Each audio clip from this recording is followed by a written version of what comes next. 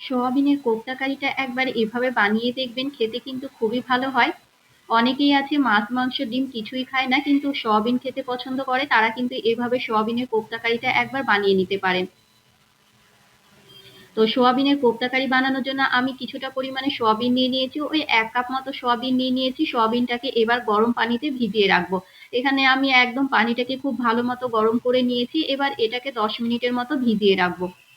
10 minute পর এবার পানিটাকে খুব ভালো মতো নিংড়িয়ে, মানে চেপে চেপে পানিটা ফেলে দিয়ে একটা মিক্সিং জারের মধ্যে নিয়ে নেব।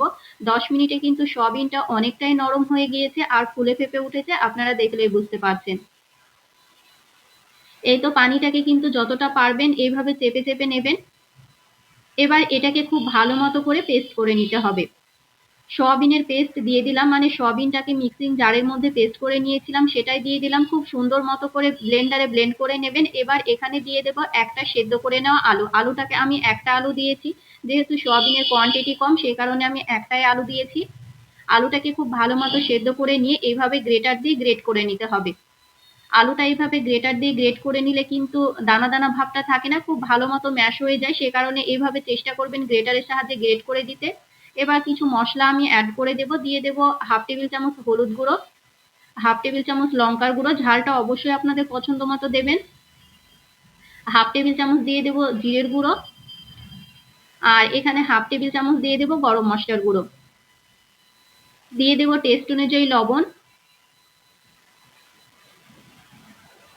আর এখানে কাঁচা লঙ্কা দিয়েছিলাম আমি 2টো। ওই তো ঝালটা আপনাদের পছন্দ মতো দেবেন।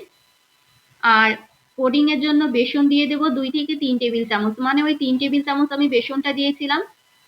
বেসনটা অবশ্যই দেবেন, বেসনটা না দিলে কিন্তু ভাজার সময় সয়াবিনটা একদম ফুলে যেতে পারে তেলে দেওয়ার সঙ্গে সঙ্গে, সে কারণে বেসনটা দেওয়ার চেষ্টা করবেন। ওই 2 থেকে 3 টেবিল চামচ, আমার 3 টেবিল চামচ বেসন লেগেছিল। এবার সবকিছু দিয়ে খুব ভালো মতো মিশিয়ে নিতে হবে। খুব সুন্দর মতো করে কিন্তু মিশিয়ে নিতে হবে। খুব ভালো মতো করে মিশিয়ে নিয়ে এবার এগুলোকে কোপ্তার আকারে শেপ দিয়ে নিতে হবে। দেখুন আমি কিন্তু খুব ভালো মতো মিশিয়ে নিয়েছি। মেশানোর পর এটাকে রেস্টে রাখার কোনো প্রয়োজন নেই, সঙ্গে সঙ্গে কিন্তু আপনারা বানিয়ে নিতে পারবেন। গোল গোল করে একটু লম্বা করে নেব, এভাবে কিন্তু কোপ্তাটা দেখতে বেশি ভালো লাগে, সেই কারণে এইভাবে রেখেছি। আপনারা চাইলে গোল গোলও করে নিতে পারেন, তবে চেষ্টা করবেন এরকম করে একটু লম্বা করে নিতে, তাহলে কিন্তু কোপ্তাটা দেখতে বেশি ভালো লাগে। এক এক করে সমস্ত কোপ্তাগুলোই আমি রেডি করে নেব। এই তো সমস্ত বানানো হয়ে গিয়েছে, এবার এগুলো ভেজে নেওয়ার পালা। আমি সর্ষের তেল দিয়ে ভাজবো, আপনারা চাইলে সাদা তেল দিয়েও ভেজে নিতে পারেন, তবে সর্ষের তেল দিয়ে ভাজলে কিন্তু খেতে বেশি টেস্টি হয়। একটা কড়াইয়ে পরিমাণ মতো সর্ষের তেল দিয়ে তেলটাকে কিন্তু খুব ভালো মতো গরম করে নিতে হবে। তেলটাকে খুব ভালো মতো গরম করে নিয়ে গ্যাসের আঁচটা মিডিয়াম টু হাই ফ্লেমে রেখে খুব ভালো মতো উল্টিয়ে পাল্টিয়ে ভেজে নেবেন। এক সাইড যখন ভাজা হয়ে যাবে আর এক সাইড উল্টিয়ে দিতে হবে। দেওয়ার সঙ্গে সঙ্গে কিন্তু উল্টিয়ে দেবেন না, এক সাইড দেখবেন খুব ভালো মতো ভাজা হয়ে গিয়েছে, এরপর কিন্তু অপর সাইড উল্টিয়ে দেবেন, না হলে কিন্তু কোপ্তাগুলো ভেঙে যেতে পারে। উল্টিয়ে পাল্টিয়ে খুব সুন্দর মতো করে ভেজে নিতে হবে, খুব ভালো মতো করে ভেজে নেবেন। আর এটা কিন্তু ভেতর থেকে কুক হওয়ার কোনো প্রয়োজন নেই, ওপরটা দেখবেন যখন কালার হয়ে আসবে তার মানে ভাজা হয়ে গিয়েছে, তুলে নিতে হবে। ওই তো মিডিয়াম টু হাই ফ্লেমে রেখে খুব তাড়াতাড়ি কিন্তু ভাজা হয়ে যায়। এক এক করে সমস্ত কোপ্তাগুলোই আমি সেম ভাবে ভেজে নিয়েছিলাম। এবার ওই তেলেই আমি রান্নাটা করে নেব। দিয়ে দেব একটা তেজপাতা, আর একটা দুটো করে আমি লবঙ্গ, এলাচ, দারুচিনি দিয়েছি। ওই লবঙ্গটা দিয়েছিলাম 2টো, এলাচ 2টো, আর কিছুটা জিরা, গোটা জিরে দিয়েছিলাম, মানে 1/2 টেবিল চামচ গোটা জিরে, আর একটা কোচানো পেঁয়াজ। আপনারা কিন্তু এটা নিরামিষ ভাবে বানাতে পারেন, তবে আমি পেঁয়াজ রসুন দিয়েই বানাচ্ছি। আপনারা কিন্তু পেঁয়াজ আর রসুনটা না দিয়েও বানাতে পারেন। পেঁয়াজটা যখন একটু ভাজা ভাজা হয়ে আসবে দিয়ে দেব একটা টমেটো কোচানো। একটু নেড়ে চেড়ে নিয়ে আমি এক এক করে মশলাগুলো দিয়ে দেব। দিয়ে দিলাম আদা রসুন বাটা। আদা রসুন বাটা আমি 1 টেবিল চামচ রেখেছি। 1/2 টেবিল চামচ ধনিয়া গুঁড়ো, 1/2 টেবিল চামচ দিয়ে দেব জিরে গুঁড়ো, আর লঙ্কার গুঁড়ো দিয়েছিলাম 1/2 টেবিল চামচ। হলুদ গুঁড়ো দিয়ে দেব, আর টেস্ট অনুযায়ী দিয়ে দেব লবণ। অল্প একটু পানি দিয়ে মশলাটাকে কিন্তু খুব ভালো মতো কষিয়ে নিতে হবে।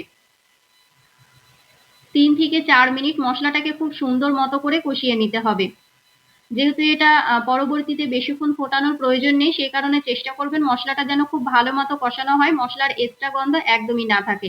দেখুন তেলটা ওপরে চলে এসেছে, মানে মশলাটা কষানো হয়ে গিয়েছে। এবার দিয়ে দেবো 1 কাপ মতো পানি। পানি বেশি দেওয়ার একদমই প্রয়োজন নেই, 1 কাপ মতো পানি দিলেই কিন্তু হয়ে যায়। ঝোলটা যখন খুব ভালো মতো ফুটে আসবে, এই তো টক বগিয়ে কিন্তু খুব সুন্দর মতো করে ফুটিয়ে নিতে হবে। লবণটা এ পর্যায়ে টেস্ট করে নেবেন, যদি লবণ প্রয়োজন হয় তাহলে কিন্তু দিয়ে দিতে হবে। আমার অল্প একটু লবণ লেগেছিল, 1/2 টেবিল চামচ দিয়েছিলাম গরম মশলার গুঁড়ো আর কিছুটা পরিমাণে ধনিয়া পাতা কুচি। এবার আমি আবারও খুব ভালো মতো একটু ফুটিয়ে নিয়ে এই তো ভেজে রাখা কোপ্তাগুলো দিয়ে দেবো। যেহেতু কোপ্তাগুলো দেওয়ার পর বেশিক্ষণ রান্না করে নেওয়ার প্রয়োজন নেই, সে কারণে আপনারা চেষ্টা করবেন গরম মশলা ধনিয়া পাতাটা আগেই দিয়ে দেওয়ার, আর লবণটাও কিন্তু আগেই টেস্ট করে নেবেন। এবার 1.5 থেকে 2 মিনিট, 2 মিনিটের বেশি একদমই ফোটাতে যাবেন না, তাহলে কিন্তু কোপ্তাগুলো একদম ভেঙে যাবে। আমি ওই 2 মিনিট মতো ফুটিয়ে নিয়েছিলাম। 2 মিনিট ফোটানোর পর এই তো নামিয়ে নিয়েছি। এটা যখন ঠান্ডা হয়ে আসবে অনেকটাই কিন্তু মানে ঝোলটা টেনে নেবে, সে কারণে এরকম একটু ঝোল রেখে নামাবেন। এই তো একটু পর আপনাদেরকে দেখাচ্ছি, দেখুন অনেকটাই কিন্তু ঝোলটা টেনে নিয়েছে আর কোপ্তাগুলোও কিন্তু একদম গোটা গোটা হয়ে আছে, ভেঙে যায়নি। সে কারণে 1.5 থেকে 2 মিনিটের বেশি একদমই ফোটাবেন না। রেসিপিটা কেমন লাগলো কমেন্ট করে জানাতে একদমই ভুলবেন না।